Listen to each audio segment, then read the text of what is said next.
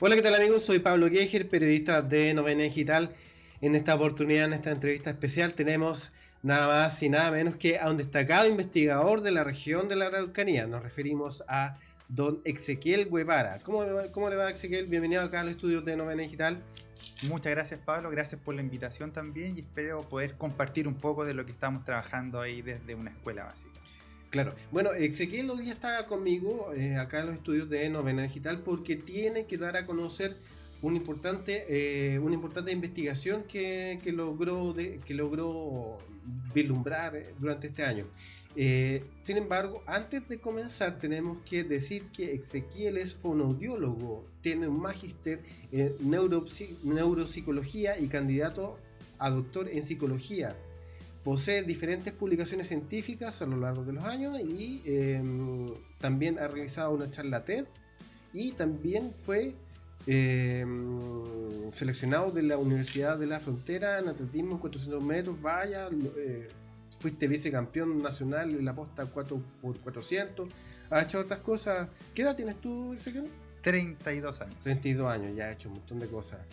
Qué bueno, felicitaciones a ti entonces por tus logros. Bueno, cuéntanos un poquito sobre ti, cómo nace esta idea de enseñar. Bueno, conocido por el ámbito fonoaudiológico, que el mayor campo laboral es la educación y principalmente las escuelas. Pero ingresando al mundo laboral ya hace 10 años, ¿ya? ¿Qué era lo que había? Era que el fonoaudiólogo solamente trabajaba con los trastornos del lenguaje. En ese entonces, trastorno específico del lenguaje, ahora cambió la denominación.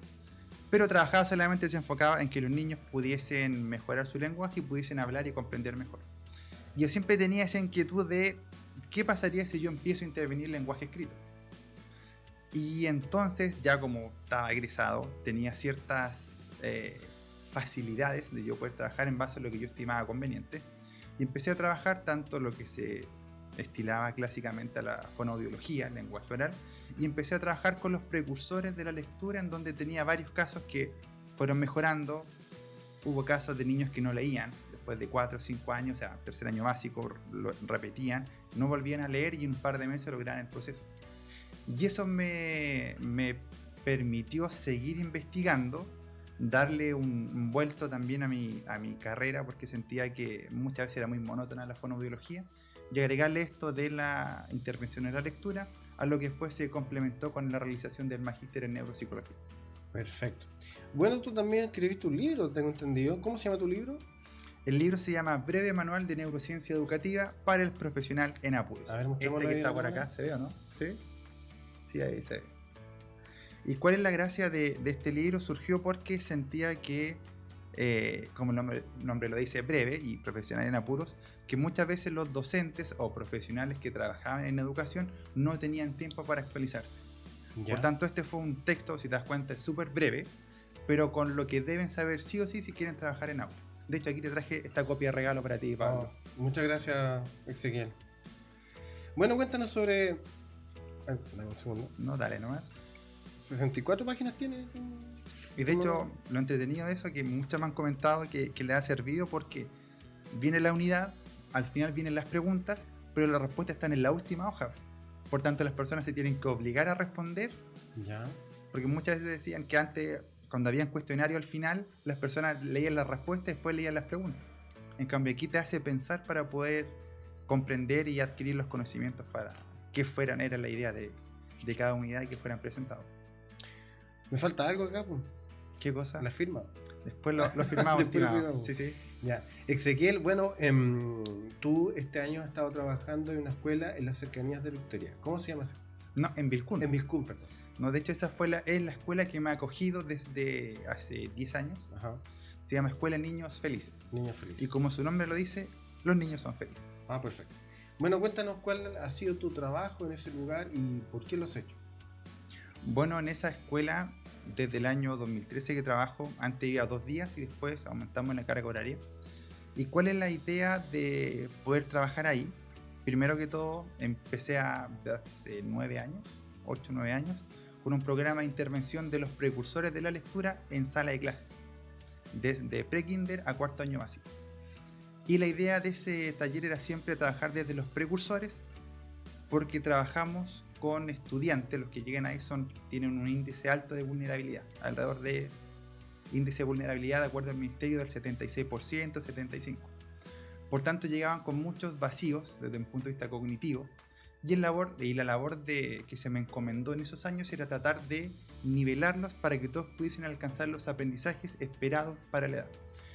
Y en base a eso ya llevamos 8 o 9 años, y como tú mencionabas, en relación a lo que se trabajó este año, la directora el año pasado me citó a una reunión y me dijo, el par de semanas que tuvimos presencial de vuelta post pandemia, estaban los resultados muy malos, principalmente en índice lector, y el tema de la lectura y la comprensión lectora es la base para toda la escuela. Ya. Por tanto, si tenemos esa habilidad coja, no podemos suponer que los niños van a andar bien en el resto.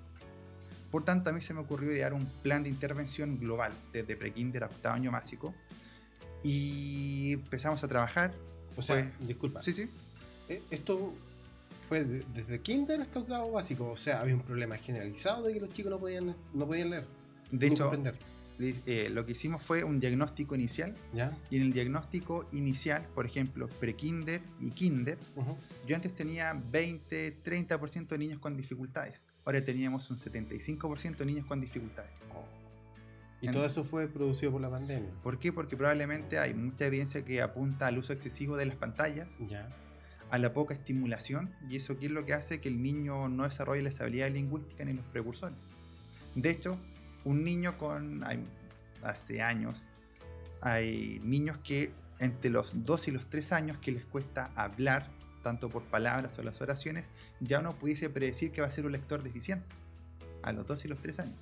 Por tanto, allá siempre hacemos un trabajo de pesquisa oportuna, y este año que encontramos que el 75% de los estudiantes venían con dificultades en el lenguaje. Y el lenguaje oral es la base del lenguaje escrito.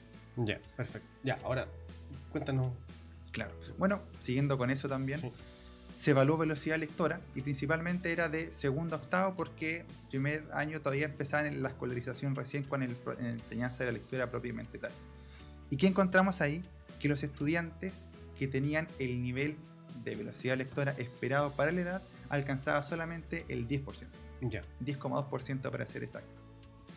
Y eso fue un golpe duro para todo el establecimiento. De hecho, todos los reportes a nivel nacional reportaban que estaba bajo, pero es distinto verlo, plasmarlo, qué tan bajo están. De hecho, había como 1 o 2 niños por curso que estaban de acuerdo con lo esperado para la edad. Así de Categórico. Ya. Y nosotros pensábamos, y esto pasa en toda la escuela, en las 8.000 y tantas instituciones que hay de educación, Ya. en todas las escuelas están igual, bueno, obviamente exceptuando las particulares pagadas que ellos siguieron con otra modalidad, pero las subvencionadas y municipales, donde el trabajo es particular subvencionada, la realidad era cruda, 10% que leían bien de acuerdo a lo esperado. Ok. Terrible. ¿Alguien de la Seremi de Educación supo de esto alguna vez? No, nada. Ya. Nada. Por eso, y estos son resultados que tenemos ahora, recién salieron la semana pasada, que implementamos un programa de intervención en donde yo de prekinder a cuarto año básico, en vez de ingresar una vez a sala por semana, ingresaba 2 veces. Se reclutó a una colega fonoaudióloga que trabajara solamente los precursores de la lectura, Ya. o los niños que les costaba leer, o los no lectores de segundo, tercero y cuarto. ¿Qué es eso? Cursos de lectura. Lo que pasa es que generalmente la vieja escuela decía que al niño, si le cuesta leer, lo hacemos leer. Ajá. Pero ¿qué es lo que pasa? Que hay ciertos procesos cognitivos y lingüísticos que están a la base previa que el niño pueda empezar a leer. Ya. Y por tanto, no sé, en la conciencia fonológica, que es esa habilidad de manipulación de los sonidos mental, el tema hasta de reconocer rápido una letra, la velocidad de denominación, la atención, la memoria, y eran procesos que los estudiantes los tenían descendidos, ¿ya? Y por tanto se aumentó mi trabajo en sala a 2 veces por semana, de prekinder a cuarto año básico. Por solicitud mía llegó la fonoaudióloga que trabajara solamente los precursores en estos niños que estaban descendidos. Se hizo un trabajo global, y en donde también a cada docente teníamos 5 habilidades que se trabajaron, y se les dio una misión que antes de iniciar cada clase tenían que trabajar ese precursor o esa habilidad para trabajar la lectura. Entonces el niño tenía, imaginemos el niño que más le costaba, más dificultades, tenía 2 intervenciones globales conmigo en la sala, tenía la intervención individual con la fonoaudióloga, muchas veces también conseguía que también trabajara de manera individual, más las intervenciones que tenían los docentes, que eran 12 o 16 por semana.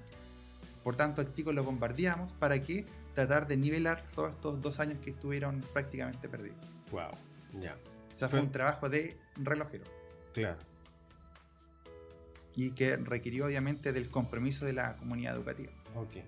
Y bueno, ¿cuáles fueron los resultados? O sea, hay un resultado, imagino, muy distinto a como era antes. ¿Se rivaliza ponte tú con la situación de los colegios privados acá en la región? ¿Cómo fue? Por ejemplo, allá en la escuela Niños Felices, siempre tenemos buen nivel del CIMSE. Ya. De hecho, siempre estamos como a la par de los colegios particulares pagados o de acá de Temuco.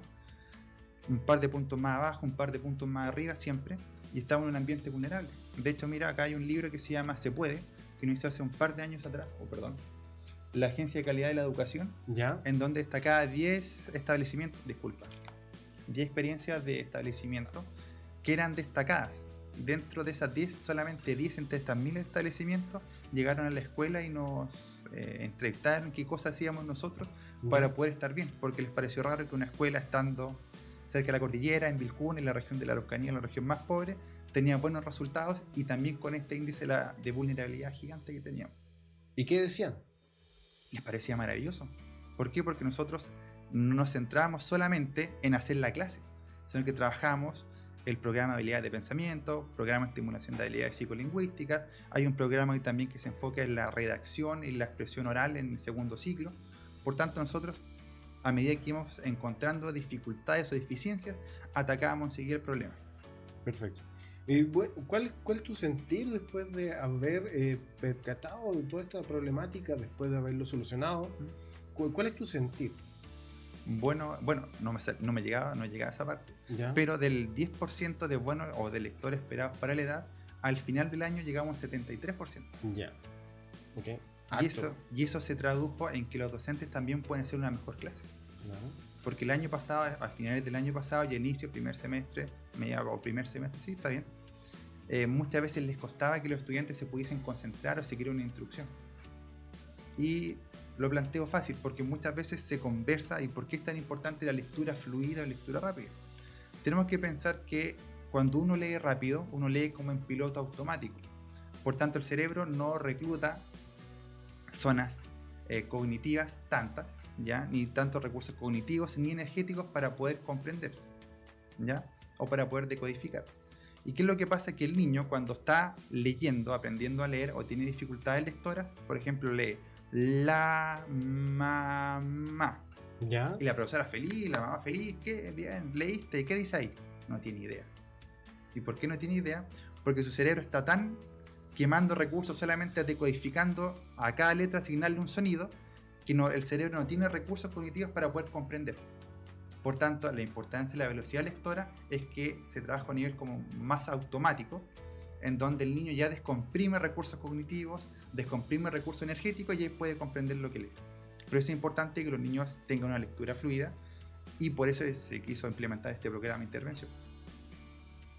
¿Se entendió, cierto? Sí, se entendió. Oye, qué interesante lo que nos cuentas. Al igual que tú, al igual que tu niño, yo estoy quemando neuronas por entender esto. No, sí se entiende. A mí me preocupa el hecho de que en otras partes de la región la situación esté igual o peor. No sé si puede ser peor, pero me preocupa eso. Tú, en tu investigación, en tu área investigativa, ¿tú te has percatado de que existen más escuelas en esta misma situación a lo largo de la región?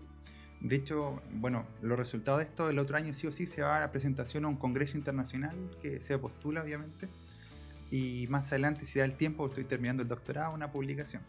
Pero que es lo importante, que uno siempre conversa con colegas de otras escuelas o conversa también con otros docentes de otros establecimientos y dicen, no sé, tengo en cuarto año básico 10 niños no lectores en cuarto año básico, y cuarto año básico es el año que se hizo el CIMSE, por ejemplo, ahora en enseñanza básica. Y hay niños o establecimientos que dicen tengo 17 no lectores en segundo año básico, o tengo lectores que me leen monosilábico como nivel de primer año básico y estando en tercero o cuarto, o tengo no lectores en quinto año básico, sexto. Y eso igual es triste, porque al final de cuentas, si uno logró hacer algo así en un establecimiento, quizás si se pudiese replicar o si hubiese un compromiso, no sé si será compromiso la palabra, pero si un trabajo más consciente se pudiese lograr quizás objetivos similares o mejor o un poco mejor, no sé, eso ya depende de cada comunidad. Y antes de la pandemia, tú tienes 10 años de experiencia, antes de la pandemia, ¿esta situación se daba?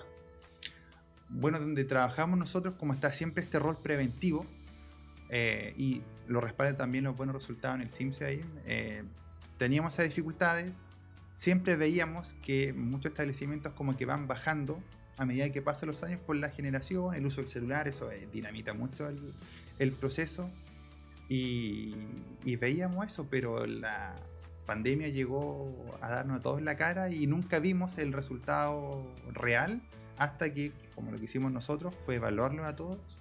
Y la única solución era tener un diagnóstico global de toda la escuela, por tanto se evaluó toda la escuela para ver cómo estaba. Fueron 2 años. O sea, podemos decir que hay una generación completa que se vio afectada por esto, por la pandemia. Exactamente. Yeah. De hecho, o sea, siempre lo hablo desde mi punto de vista como profesional y me dedico al área. Siempre se plantea que se va a retomar en 4 o 5 años, así el ministerio, hay contenidos priorizados, pero lo que te explicaba, si no trabajamos las habilidades previas, da lo mismo un poco el tema de los contenidos porque nadie lo va a entender. Exacto. Y lo otro, te puedo decir, no sé, el sistema circulatorio siempre va a tener arteria y vena. Lo puedes aprender en tercero, en cuarto, en quinto. Eso no va a cambiar, pero las habilidades que si uno no las trabaja, a medida que seguirá pasando los tiempos, va a seguir pasando los años, el niño le va a costar mucho más poder adquirir esas habilidades previas. Es como si, yo siempre doy el ejemplo, que hagamos un mortal doble escarpado hacia atrás, el Tomás González, ¿cierto? Yeah. Eso nos lleva a todos con la gimnasia. Yeah. No podemos, porque nos falta fuerza, nos falta coordinación, nos falta años de entrenamiento, nos falta electricidad, todas las habilidades. Exactamente para la lectura necesitas todos estos precursores para recién poder leer, que sería el mortal doble escarpado. Yeah. ¿Tú qué esperas ahora, el próximo año, la próxima evaluación? ¿Tú crees que esto va a tener una buena acogida por parte de la comunidad educativa de la región? ¿Tú crees que a la Seremi de Educación le importan estas estadísticas, estos números, estas publicaciones? No hablemos solamente de números. ¿Tú crees que le importa? O sea, ¿tú crees que tendrá algún impacto? Yo creo, sí. Lo que pasa es que muchas veces uno hace el trabajo pero no lo anda divulgando, no anda tocando la puerta de la Seremi, mire lo que estoy haciendo. Aquí nos llegó, por ejemplo, la visita a la Agencia de Calidad de Educación de Santiago, nos vinieron a ver a Vilcún. Pero sí siento que si hay experiencias que son exitosas, les pudiese llamar la atención para poder replicar o pedir asesoría. Yo siento que en ese sentido todos tenemos que ser solidarios y acá se juega el futuro de los niños, no es nada más que eso. Claro, no deja de ser menor. Y es importantísimo que pudiésemos tener un diagnóstico global de todos los niños, porque lo que hacía el ministerio siempre interrogaba, de hecho creo hasta un par de meses todavía lo sigue haciendo, o probablemente lo siga haciendo, sigue interrogando a los docentes o a los directores cómo va la escuela, cómo va bien, va mal, pero en base a opiniones subjetivas, no con números, estadísticas, y trabajemos y veamos esto y veamos cómo mejoramos. Perfecto. ¿Tienes alguna otra gráfica que nos puedas mostrar, que nos puedas explicar? Mira, aquí si se alcanza a ver, aquí, genial. ¿Qué dice? Programa de intervención global. Ahí realizamos 3 mediciones. La primera acá, que en el establecimiento de segundo octavo año básico, segundo octavo, teníamos que era un 10,2% de buenos lectores y contraparte 89,8% de malos lectores. Oh, no te puedo creer. ¿Ya?